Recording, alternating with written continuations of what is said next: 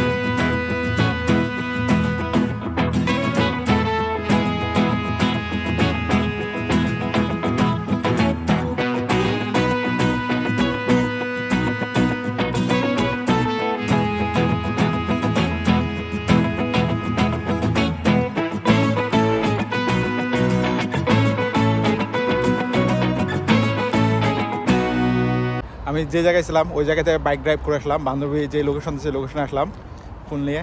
এখন বান্ধবীর লোকেশনে যাব। পার্টিতে আইসা দেখে বান্ধবী তার সকল ফরেনার ফ্রেন্ডকে ইনভাইট করছে।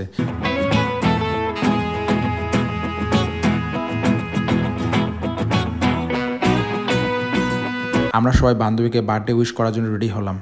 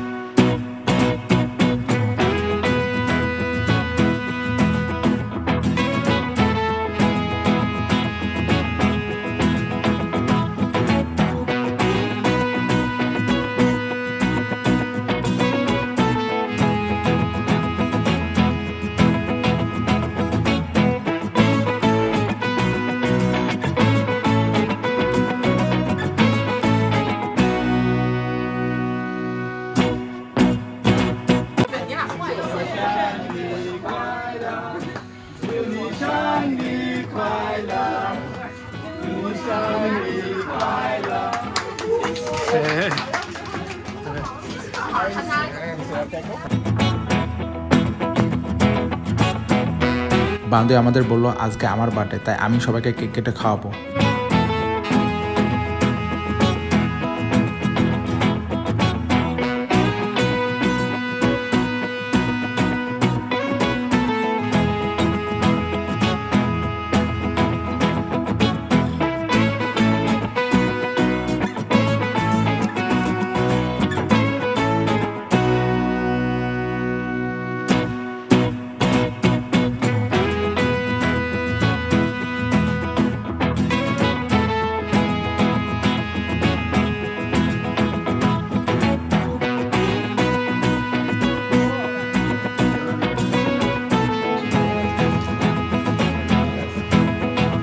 এইরকম হঠাৎ ইনভাইটে আপনি আপনার বেস্ট ফ্রেন্ডকে কি গিফট দেন বা দিয়েছিলেন আমাকে কমেন্ট বক্সে জানায়েন। এখন আমি কেক খাই আর আপনারা ভালো থাকেন। দেখা হবে নেক্সট ভিডিওতে। Have a good night.